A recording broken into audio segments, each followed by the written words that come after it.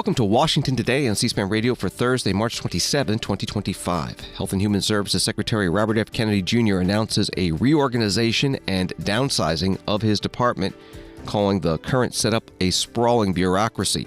He says there will be a painful period, but the result will be better able to achieve the mission of helping to make Americans healthier. President Donald Trump and Attorney General Pam Bondi announced the arrest in Virginia of a top leader of the MS-13 gang. They say he's an undocumented immigrant from El Salvador. Secretary of State Marco Rubio asked about a Tufts University graduate student from Turkey in the U.S. on a student visa detained in Boston, allegedly for supporting Hamas. Secretary also asked how many more graduate students in this position will be picked up by ICE. President Trump withdraws the nomination of Congresswoman Elise Stefanik, Republican of New York, for U.S. Ambassador to the United Nations over concerns about the super-thin House Republican majority and the need for every vote in upcoming legislative battles. President Trump's announcement of a 25% tariff on imported cars and auto parts getting a chilly reaction from foreign leaders. We'll talk about it with Brett Samuels, the Hill's White House correspondent. And a Senate hearing on the investigation of the mid-air deadly collision near Reagan National Airport between a commercial plane and an Army helicopter. From USA Today, Health and Human Services Secretary Robert F. Kennedy Jr. said Thursday he will cut about 10,000 full-time jobs from the Cabinet Department in a dramatic reduction that includes closing half its regional offices as part of a wider Trump administration overhaul of the federal government. Combined with HHS employees who previously accepted buyouts and others who were already fired, the agency's workforce will be sliced by one quarter, from 82,000 full-time employees to 62,000 since President Trump returned to the White House. The Health and Human Services Department, which oversees the Centers for Disease Control and Prevention and Centers for Medicare and Medicaid Services, will consolidate the agency's 28 divisions into 15 new divisions in Kennedy's shakeup. That was from USA Today. Secretary Kennedy explained in a video. As part of President Trump's DOGE workforce reduction initiative, we're going to streamline HHS to make our agency more efficient and more effective. We're going to imbue the agency with a clear sense of mission to radically improve the health of Americans and to improve agency morale. We're going to eliminate an entire alphabet soup of departments and agencies while preserving their core functions by merging them into a new organization called the Administration for a Healthy America, or AHA. We have two goals. The first is obvious: to save the taxpayer money by making our department more efficient. And the second is to radically improve our quality of service. I want to promise you now that we're going to do more with less. No American is going to be left behind. Our key services delivered through Medicare and Medicaid, the FDA and CDC, and other agencies will enter a new era of responsiveness and a new era of effectiveness. We're going to consolidate all of these departments and make them accountable to you, the American taxpayer, and the American patient.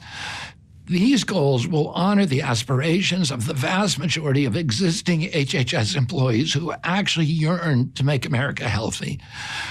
28 great divisions will become 15. The entire federal workforce is downsizing now, so this will be a painful period for HHS as we downsize from 82,000 full-time employees to around 62,000. We're keenly focused on paring away excess administrators while increasing the number of scientists and frontline health providers so that we can do a better job for the American people. We're going to streamline our agency and eliminate the redundancies and invite everyone to align behind a simple, bold mission.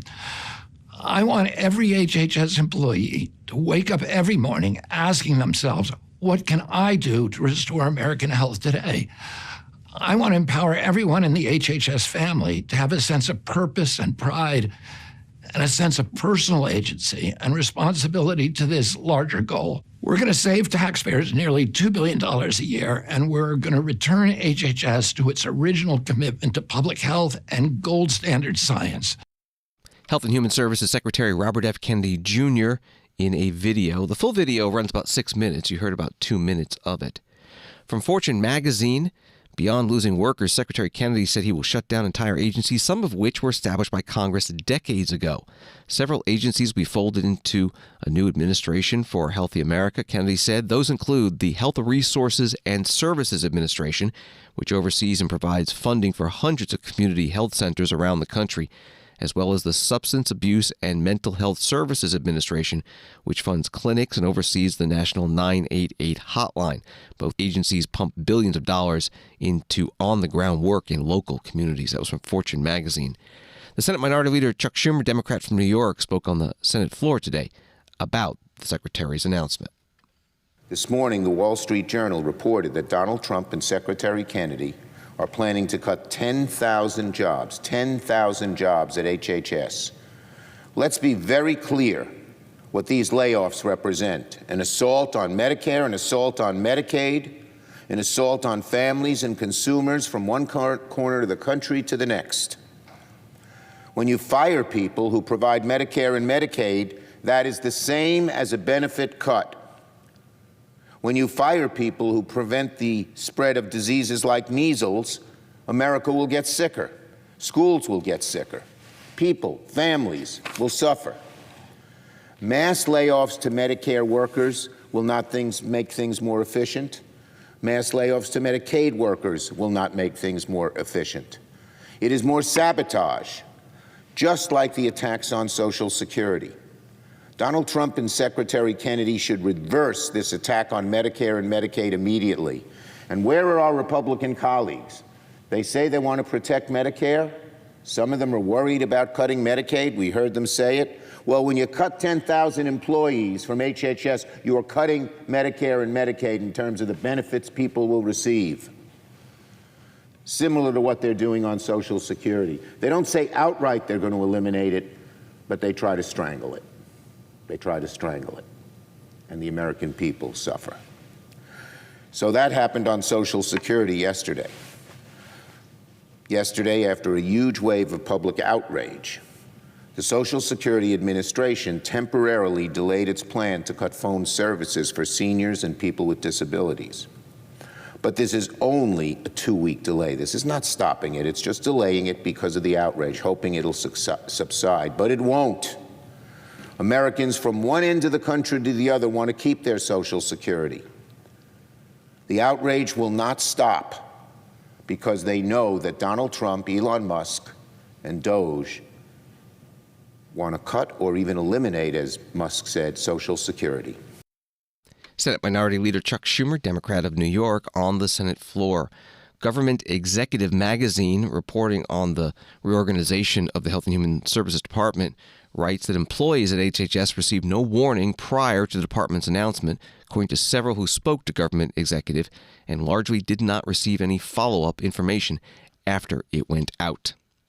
From CNN, federal law enforcement officers captured an alleged major leader of the MS-13 gang Thursday morning. President Donald Trump said on social media, "Just captured a major leader of MS-13, he wrote. The alleged 24-year-old gang member who was arrested in Prince William County has not yet been publicly named and is expected to face charges in the Eastern District of Virginia. The arrest was executed by a new interagency task force established by the Trump administration to target transnational organized crime and coordinate ongoing immigration enforcement efforts across Virginia. Its creation was part of a crackdown by the Trump administration on foreign gang members residing in the United States." That was from the CNN article. Attorney General Pam Bondi was present for the raid and the arrest, and she later held a news conference in Manassas, Virginia. Early this morning, one of the top leaders of MS-13 was apprehended. He was the leader for the East Coast, one of the top 3 in the entire country. Right here in Virginia, living half an hour outside of Washington, D.C. He is an illegal alien from El Salvador, and he will not be living in our country much longer. He's in custody this morning. One of the top leaders right here near our nation's capital. I just cannot thank Governor Youngkin enough for his leadership in this effort. This has been a joint effort with state and local agencies. FBI, Director Patel, thank you so much. Terry Cole, Virginia Secretary of Public Safety, our U.S. Attorney, Eric Siebert, DHS Secretary Noem, of course, who is in El Salvador, the home country currently of our illegal alien. DEA Acting Director Maltz, thank you. Our U.S. Marshals Service, ATF, all of the members of our task force who have been working tirelessly. We were out at that scene this morning, and what we saw was second to none. Teamwork, everyone working together. You know, someone made a great point, no egos. It was a team. You could not tell who was with what agency. Everyone was working as a team. And the most important thing, all of our agents were safe this morning, all of our law enforcement officers, and the bad guy is in jail. That's what matters. That's what happened. America is safer today because of one of the top domestic terrorists in MS-13. He is off the streets. Attorney General Pam Bondi at a news conference in Manassas, Virginia. Also there, the FBI Director Kash Patel and Virginia Governor Glenn Youngkin, a Republican. New York Post reporting on the arrest. MS-13 was founded in Los Angeles in the 1980s by Salvadoran immigrants and has been designated a terrorist organization by President Trump. It's been responsible for a series of high-profile killings, kidnappings, and drug-related crimes across the U.S., including on Long Island, in and around Washington, D.C., and in California. That was from the New York Post. From the Associated Press, a Turkish student detained by federal police as she walked on the streets of a Boston suburb is the latest supporter of Palestinian causes to be swept up in the Trump administration's crackdown on immigrants who have expressed their political views. The 30-year-old doctoral student at Tufts University had been moved out of Massachusetts by the time her lawyer went to court, and a judge ordered her to be kept in the state, U.S. government lawyers said in a court document Thursday.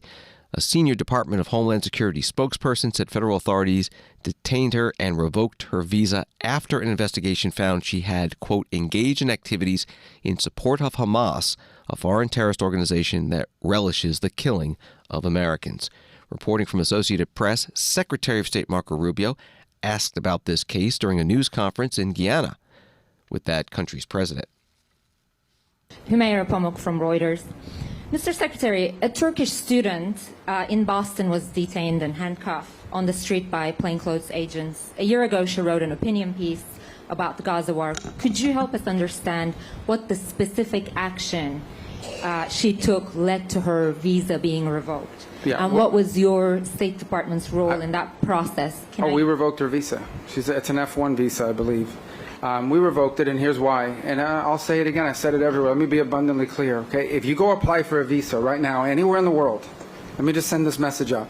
If you apply for a visa to enter the United States and be a student, and you tell us that the reason why you're coming to the United States is not just because you want to write op-eds, but because you want to participate in movements that are involved in doing things like vandalizing universities, harassing students, taking over buildings, creating a ruckus, we're not going to give you a visa. If you lie to us and get a visa and then enter the United States and with that visa participate in that sort of activity, we're going to take away your visa. And once you've lost your visa, you're no longer legally in the United States, and we have a right, like every country in the world has a right, to remove you from our country. So it's just that simple. I think it's crazy. I think it's stupid for any country in the world to welcome people into their country that are going to go to your universities as visitors. They're visitors. And say, I'm going to your universities to start a riot. I'm going to your universities to take over a library and harass people. I don't care what movement you're involved in. Why would any country in the world allow people to come and disrupt? Now, we gave you a visa to come and study and get a degree, not to become a social activist that tears up our university campuses. And if we've given you a visa and then you decide to do that, we're going to take it away. I encourage every country to do that, by the way, because I think it's crazy to invite students into your country that are coming onto your campus and destabilizing it. We're just not going to have it. So we'll revoke your visa, and once your visa is revoked, you're illegally in the country and you have to leave. Every country in the world has a right to decide who comes in as a visitor and who doesn't. If you invite me into your home because you say, I want to come to your house for dinner, and I go to your house and I start putting mud on your couch and spray painting your kitchen, I bet you're going to kick me out. Well, we're going to do the same thing if you come into the United States as a visitor and create a ruckus for us. We don't want it. We don't want it in our country. Go back and do it in your country. But you're not going to do it in our country. Sure. Just tell me your follow-up, and I'll tell everyone. And depending no on your follow-up to question, this time, I'll answer it or not. All right, I now invite our Guyanese No, she had, representative. can I get her follow-up real quick? Go ahead. Could you confirm there's no reporting that 300 visas, the department's revoked 300? Maybe more. It might be more than 300 at this point. We do it every day. Every time I find one of these lunatics, I take away their visa. You're saying it could be more than 300 Sure, visas? I hope. At some point, I hope we run out because we've gotten rid of all of them. But we're looking every day for these lunatics that are tearing things up. And by the way, we want to get rid of gang members, too. Secretary of State Marco Rubio in Georgetown, Guyana, a joint news conference with that country's president. Congressman Stephen Lynch, Democrat of Massachusetts, put out a video about this case. This individual, Reza Ozturk, is a Turkish national, and she's studying at Tufts University, has a legitimate visa, and there have been no charges against her, yet she has been abducted not far from the campus, and then, as I say, bundled off to Louisiana. So you can imagine how her family and how she is experiencing all of this. So, look, we have 62 wonderful colleges and universities in the greater Boston area. And we have about 80,000 foreign students who come to our city each year to get an education, because we have a reputation of being a global center of learning and of intellectual and cultural and religious tolerance. That's why they come, because families in other countries feel it's a safe place to send your child to be educated. And that's been a blessing to us. You know, many of our universities couldn't survive if we didn't have that level of trust and that reputation. So I'm engaged in an effort to return Ms. Ozturk back to Massachusetts so she can resume her studies. This is reminiscent of 1939 occupied Poland, when people got bundled off. In those days it was Jews being bundled off by the Nazis. But this is not right. This is not right.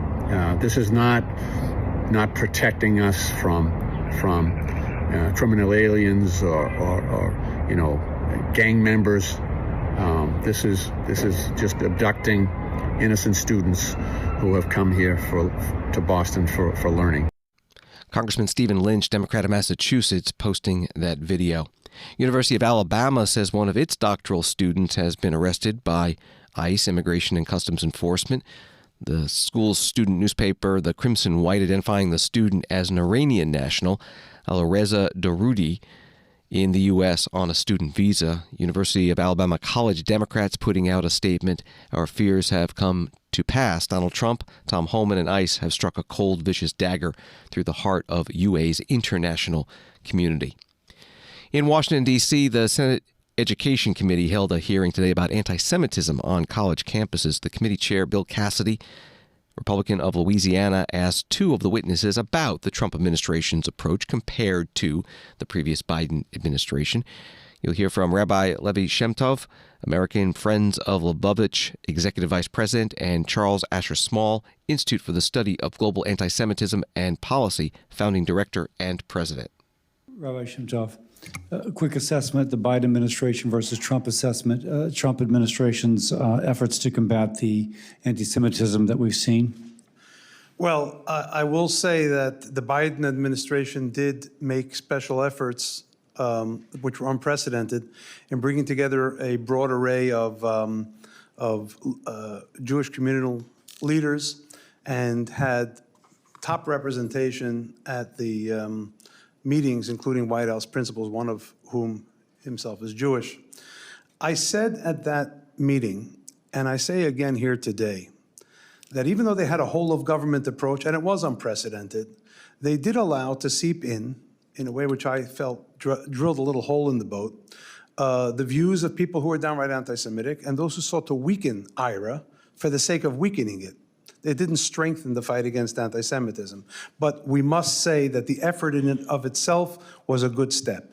The second thing is we all fly on planes, and we're told that if oxygen pressurization changes, your mask is going to drop from the ceiling, and you have to put your own mask on first. But you want to save the kids who are with you. Don't do that. Put your own mask on first, because if you stop breathing, you can't help anybody. We, the Jewish community, have to help ourselves first. And then we have to help everyone else as we can. But we can't be helping everybody all at the same time, because the dilution itself is dulling the point that our colleague just spoke about. So I think that what the Trump administration has done is said there is not only going to be a ramp up in policy, but there will be a sharp ramp up in enforcement. University administrators— Let me stop you there because I have one really quick for Dr. Small. Dr. Small, you've talked about funding from the Middle East being associated with a sharp increase in anti-Semitic activity. Statistically significant? What else can you comment? You have about 30 seconds. Okay, so it's a very important issue. In one of our reports, we show that American universities taking money from the Qatari regime have 300% more instances of anti-Semitism compared to American universities not taking money. Is that just because of more exchange students, or is there something more than that? I think it's the use of soft power. It's funding certain institutes and professors in the classroom and connected to the encampment. SJP comes out of AMP, which is part of the Muslim Brotherhood. And I should say that the spiritual leaders of the Muslim Brotherhood, this is not Islam, it's a perversion of the great religion of Islam. The teachings of the Muslim Brotherhood is that the true believer, the true Muslim, is obligated to complete the work of Hitler. This is what is now entering into our universities unchecked.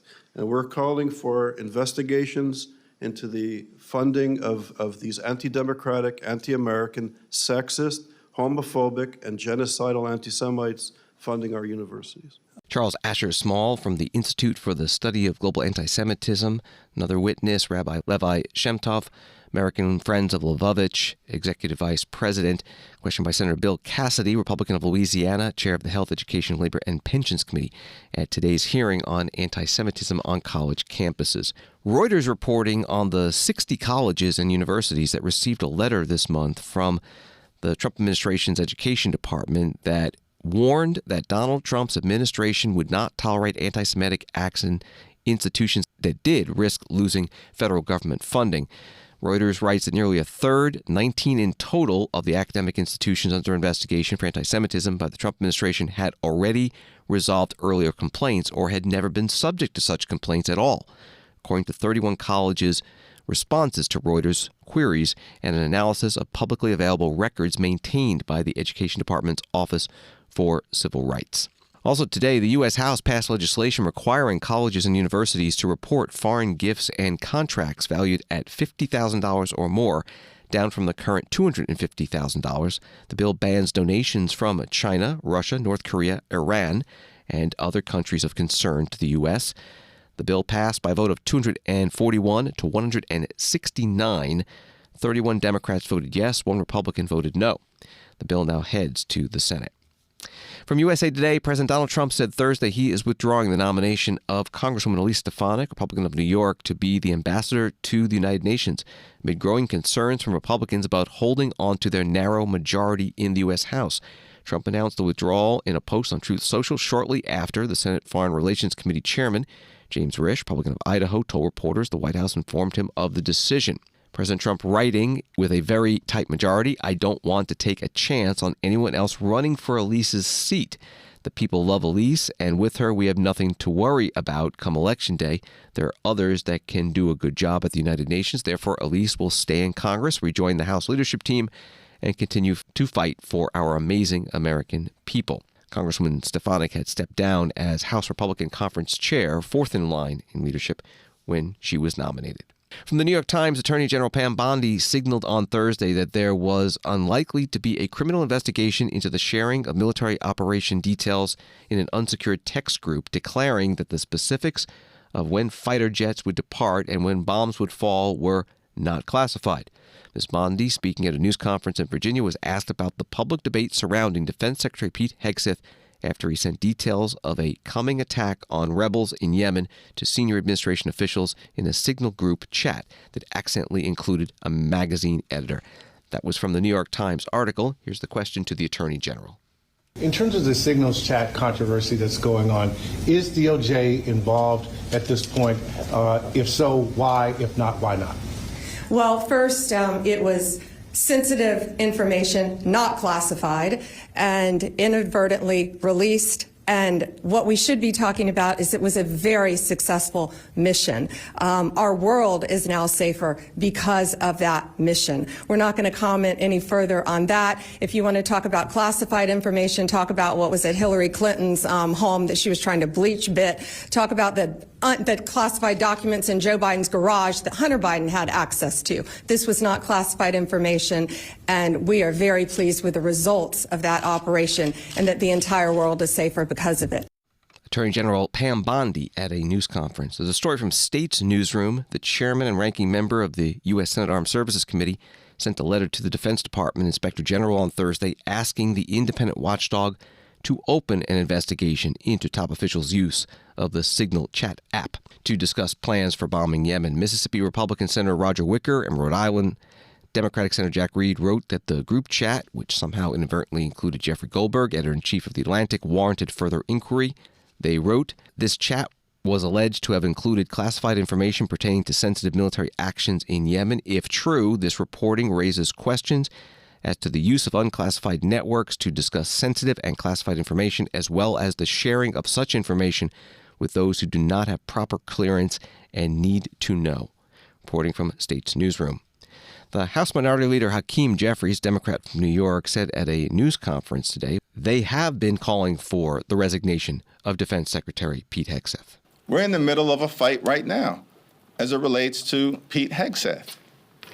He needs to resign or be fired by Donald Trump. We've made that clear across the caucus. And Democrats, I think, showed fight in the Senate hearing on Tuesday and in the House hearing on Wednesday.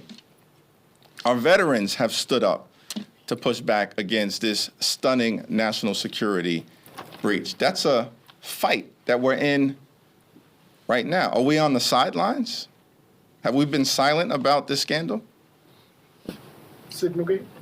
Have we? No. Okay, so that's a fight. These fights are ongoing. The House Minority Leader Hakeem Jeffries, Democrat from New York, at his weekly news conference. Spectrum News writes that hours before a hearing in the case is set to take place, President Donald Trump lashed out about a lawsuit against members of his administration over the use of the Signal messaging app being assigned to the same judge.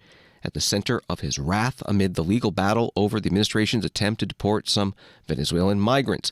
In an overnight post on Truth Social, Trump on Thursday called it disgraceful that the suit filed by the government watchdog group American Oversight over the chat in which top national security officials shared information on attacks in Yemen and accidentally included a journalist was given to Judge James Boasberg. The president wrote, there is no way for a Republican, especially a Trump Republican, to win before him. That was from Spectrum News. This is Washington Today. Federal Aviation Administration officials, writes the National Desk, were pressed by lawmakers on how an Army helicopter crashed into a passenger jet near a Washington airport earlier this year and what warning signs were missed that could have avoided the tragedy. Leaders of the National Transportation Safety Board, Federal Aviation Administration, and the military were in front of senators on Thursday to dive deeper into the crash near Reagan National Airport, which killed everyone on each aircraft. The NTSB released its initial findings of the crash earlier this month, but have not yet identified a cause. Several lawmakers questioned Brigadier General Matthew Brayman, the Army's head of aviation, for continuing to fly over the nation's capital with a system broadcasting their locations turned off during missions. The data, referred to as EDSB out, allows air traffic controllers to track a helicopter's location. That was from the article at the National Desk. Here's Senator Ted Cruz, Republican of Texas, chair of the Commerce, Science, and Transportation Committee, questioning the general about this system. In your one-pager, you said 75% of the flights are mission rehearsal readiness flights. Are those operated with ADSB out? They are, Senator, yes. So right now, today, the Army is flying helicopters in and around DCA Airport with ADSB out, turned off. Is that correct? when conducting their NORTHCOM directed mission. That is correct. I have to say I find that shocking and deeply unacceptable. And I want to encourage the Army right now to revisit that policy and to revisit that policy today. And I can tell you, if the Army chooses not to, I have a high level of confidence that Congress will pass legislation mandating that you revisit the policy. If today another accident occurs over DCA with another helicopter that had ADSB out turned off,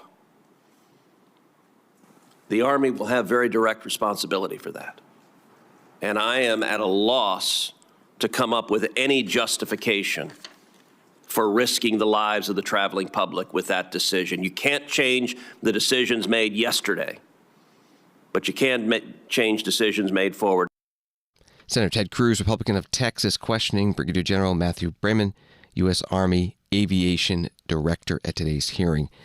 The acting administrator of the Federal Aviation Administration also testified and said the agency will require most aircraft at Ronald Reagan National Airport to have this surveillance technology turned on. Another witness today was the NTSB chair, Jennifer Homendy, and Senator Amy Klobuchar, Democrat of Minnesota, asked her about safety. Could you just briefly talk about any open recommendations on communications that don't come out of this, that the NTSB, I know you have over 1,000 open safety recommendations, and while this investigation is ongoing, just open recommendations related to technology and anything that would improve communication? Related to this investigation? Not related. Oh, not related. I understand you. We have a number of recommendations that remain open, including a number of recommendations issued to the FAA. On communications in particular, I mean, one thing I will mention that we haven't talked about that we are looking at as part of this investigation is our longstanding belief that ADSB in also needs to be mandated by the FAA. We don't know what relevance that has to this investigation yet. However, it is a longstanding position of the NTSB. It will provide key information to pilots. And in 2008, in our comments for a notice of proposed rulemaking to FAA, where they decided not to require it, we said equipage of aircraft with ADSB and capability will provide an immediate and substantial contribution to safety. Just a couple of years ago, and we just talked about Alaska, we investigated a mid-air collision in Ketchikan, and we reiterated, and this is the statement, that NTSB remains concerned that without a requirement to install and use ADSB supported airborne traffic advisory systems, mid-air collisions will continue to occur. And that was in 2019. Okay. So we'll look at that as part of this investigation. Okay, thank you. The NTSB chair, Jennifer Homendy, testifying at a Commerce, Science, and Transportation Committee hearing today. Questioned by Senator Amy Klobuchar, Democrat of Minnesota. Topic of the hearing, the deadly crash involving the American Airlines plane and the U.S. Army Black Hawk helicopter near Reagan Airport. You can find the video of the hearing in its entirety at our website, cspan.org. Washington Today continues in a moment. Democracy. It isn't just an idea. It's a process shaped by leaders elected to the highest offices and entrusted to a select few with guarding its basic principles. It's where debates unfold, decisions are made, and the nation's course is charted. Democracy in real time. This is your government at work. This is C-SPAN, giving you your democracy unfiltered.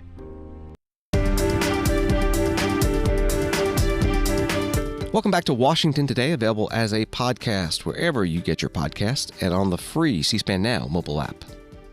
From CBS News, following President Trump's announcement of a 25% tariff on cars and car parts imported into the United States, America's trading partners around the world have roundly condemned the policy. Mr. Trump said the tariffs will take effect on April 2nd, fueling a boom, he promised, in American economic growth. He said there would be a transition period before Americans reap the benefits of his tariffs-led foreign and economic policy. But for the myriad nations that sell automobiles and components to the U.S., the impacts could be rapid and devastating. Mexico said Thursday that it was already working with the Trump administration to carve out an exemption for its auto industry in the wake of the president's announcement. That was from CBS News. Canadian Prime Minister Mark Carney spoke in Ottawa today. Yesterday, in the latest salvo in his trade war, President Trump again imposed unjustified tariffs on our nation in violation of our existing trade agreements. This time, he targeted the auto industry and the more than 500,000 hardworking, dedicated Canadians that industry supports across our country. Now, the President of the United States is trying to fundamentally restructure his economy. It means our economy, and it means the global economy as well. And I understand and respect his goal to support American workers, but I disagree with him that this is how to help them. With time, it will become apparent that these actions will end up hurting American workers and American consumers. I reject any attempts to weaken Canada, to wear us down, to break us so that America can own us. That will never happen. And our response to these latest tariffs is to fight, is to protect, and to build. We will fight the U.S. tariffs with retaliatory trade actions of our own that will have maximum impact in the United States and minimum impacts here in Canada. We will protect our workers and our industries during this difficult period. But above all, we will build a new Canadian economy. We will build Canada strong. Canadian Prime Minister Mark Carney today in Ottawa. More from the CBS News article. China criticized the escalation in the trade war Thursday, with Chinese Foreign Ministry spokesperson telling reporters there are no winners in trade wars and tariff wars, and no country's development and prosperity are achieved by imposing tariffs. Japan's top spokesperson called the newly announced tariffs extremely regrettable. South Korea's interior minister said that the country's automotive industry would take a significant hit as a result of the new tariffs. Germany's economic minister called for European strength and solidarity in response to the measures, saying the high U.S. tariffs come as no surprise. We are prepared. What matters now is that the EU responds decisively to the tariffs. It must be clear that we will not back down in the face of the U.S. Some reporting from CBS News. The White House Press Secretary Caroline Leavitt told reporters outside the White House today that the United Auto Workers Union's support of these auto import tariffs shows it's the right policy. These auto tariffs yesterday are a big deal for auto workers in the industry. And you saw the United Auto Workers Union, Sean Fain, who wasn't the greatest fan of the president on the campaign trail, came out this morning and applauded the president for this move, saying it's a great thing for auto workers who have been sold out by unfair trade practices. So the president is determined to rebuild our manufacturing base. We want more jobs, more products made right here in the United States, which means more money in the pockets of the American people at the end of the day. Brett Samuels, White House reporter with The Hill, has been following President Trump's announcement of 25% tariffs on imported cars and car parts and joins us now.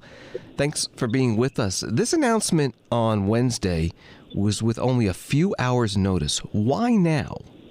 Yeah, it's a great point that this did sort of come a bit unexpectedly. President Trump had teased that he may announce auto tariffs at some point, but certainly it was not clear he was going to do it on Wednesday.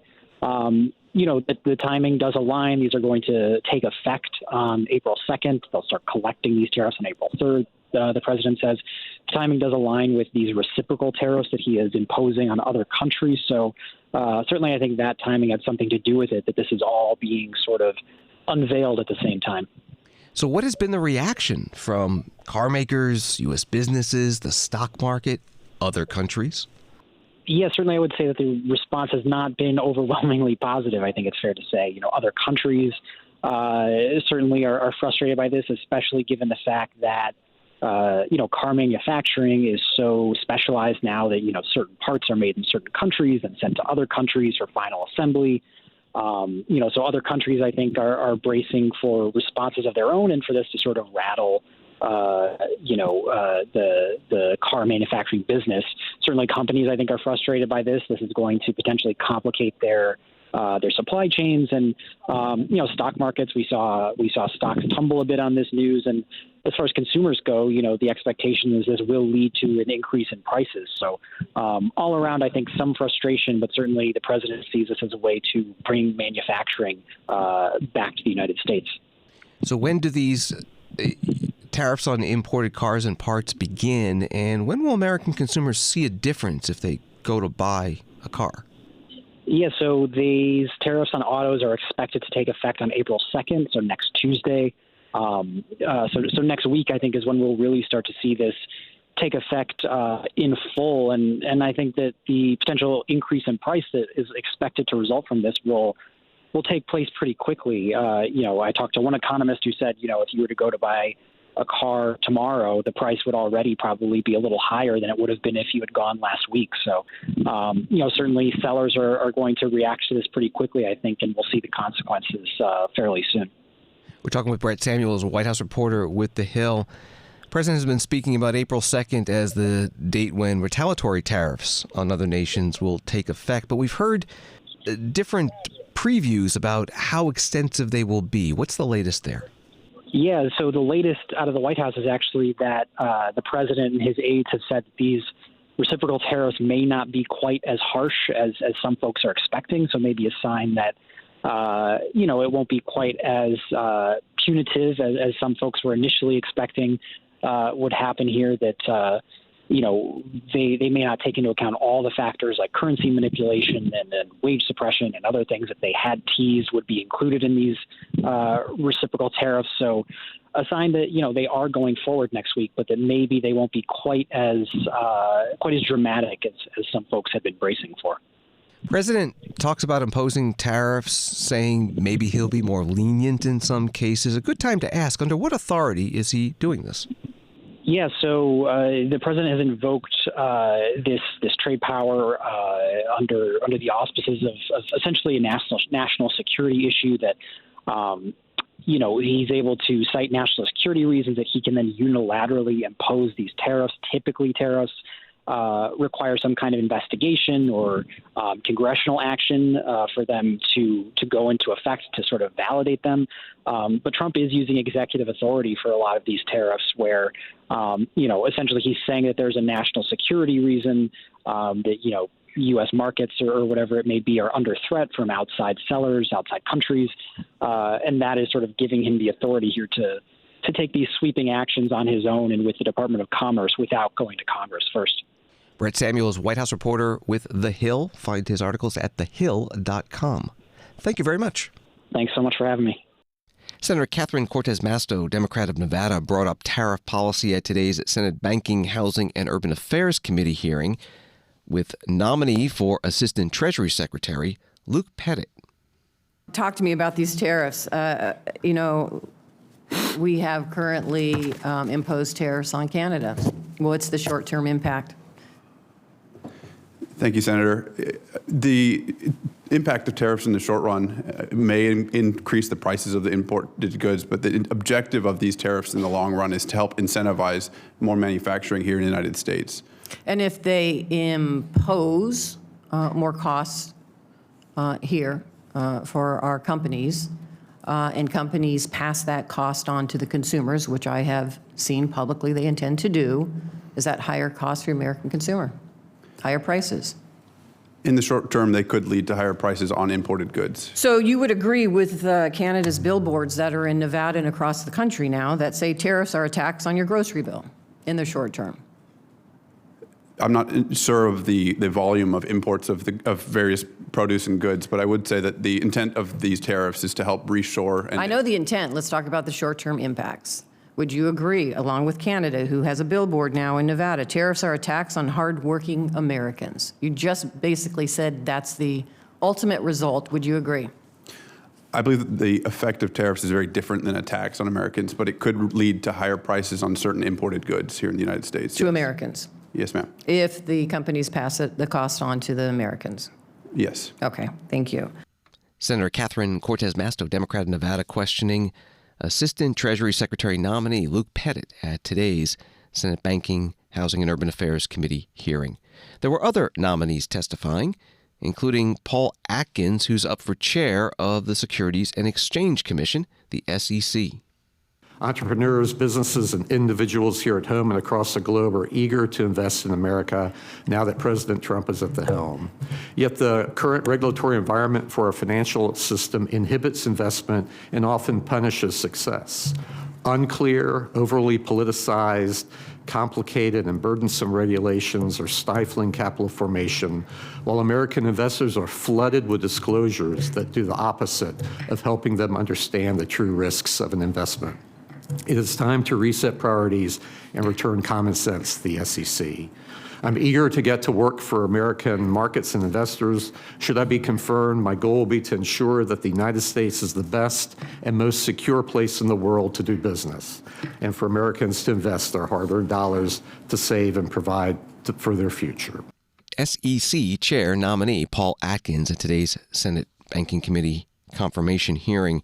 He is a former SEC commissioner, served from 2002 through 2008, and Senator Elizabeth Warren of Massachusetts, the committee's ranking Democrat, asked him about his service leading up to that year's recession. In 2004, when Lehman Brothers and Bear Stearns asked the SEC to allow them to reduce their capital buffer by 40%, you said yes and voted to weaken the rules on investment banks. In August of 2007, after what was then, quote, the worst week for the American stock market in nearly 50 years, or 5 years, you bragged that, quote, principles of regulatory restraint have been affirmed as the market has continued to demonstrate a capacity to minimize and absorb systemic risk. Worst week, and you said, great, it shows how strong we are.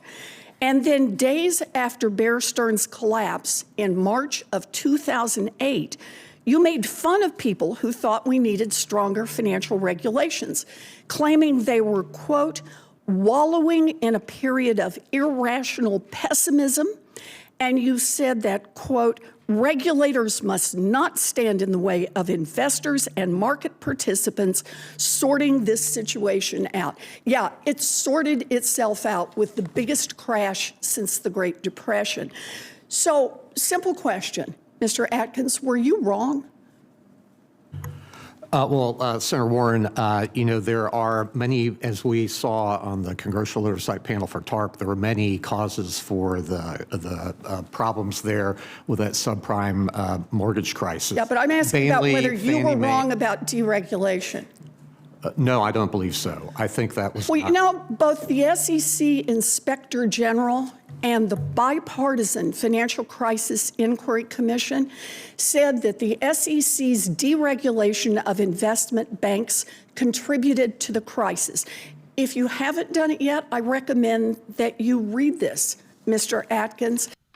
Senator Elizabeth Warren, Democrat of Massachusetts, questioning the nominee for SEC Chair, Paul Atkins, at today's hearing.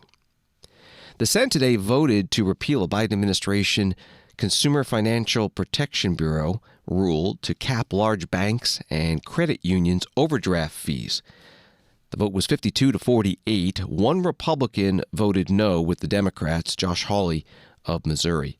This Senate joint disapproval resolution now heads to the House. Meanwhile, in the House today, they voted to repeal a Biden administration Energy Department efficiency regulation for walk-in coolers and freezers. The sponsor was Congresswoman Stephanie Bice, Republican of Oklahoma. In December of 2024, the Department of Energy enacted new energy efficiency standards for walk-in coolers and freezers, equipment vital to pharmacies, convenience stores, food processing facilities, food banks, restaurants, and many other establishments nationwide. These regulations will impose significant financial burdens on small businesses, which will have to absorb major upgrade costs to meet these new aggressive standards. At a time when our focus should be on lowering the cost of living for our constituents, it's clear most of these expenses will be borne by consumers in the form of increased prices. Furthermore, they threaten significant operational disruption for many enterprises that rely on this equipment. We have heard from many businesses in rural areas, which will have to go through extensive structural and electrical upgrades to accommodate the new equipment. These same businesses have reported that getting their refrigerators and freezers repaired is a process which is already taking too long and expensive and will become even more so. For businesses looking to enter underserved markets, this will be another barrier in doing so. For businesses operating on a narrow profit margin, this could be what sends them under. Congresswoman Stephanie Bice, Republican of Oklahoma, on the House floor. Congresswoman Kathy Castor, Democrat from Florida, voted no on this bill. Energy efficiency saves people money. It's pretty straightforward. It cuts cost, it cuts pollution, it encourages innovation. And specifically here, electric bills for walk-in refrigerators and freezers are a huge line item for restaurants and grocery stores. Taking those savings away will increase costs for businesses, and these are costs that will be passed on to consumers. So I want you to think about that next time you're in the frozen food aisle of your grocery store. This is not right. Overall, when the Department of Energy goes in and works with manufacturers and consumer advocates, they come up, they look at the latest technology, and then move forward on adopting a standard that will be in effect years from now. They look particularly at the cost savings overall, and the savings they estimated here are huge, $6.5 billion in utility bill savings over the next 30 years. Congresswoman Kathy Castor, Democrat from Florida, on the House floor. The House passed this bill 203 to 182, 6 Democrats voting yes with all Republicans. The joint disapproval resolution now heads to the Senate. The House passed a repeal of another Biden administration Energy Department efficiency rule today, concerned commercial refrigeration equipment. That vote was 214 to 193, 5 Democrats voting yes, with Republicans. That bill also being sent to the Senate. Wall Street today, the Dow down 155, NASDAQ down 94, S&P down 18. And thanks for listening to Washington Today. Sign up for C-SPAN's evening newsletter, Word for Word, and get the stories making headlines in Washington sent to your inbox every day. Subscribe at cspan.org/connect. Have a good night.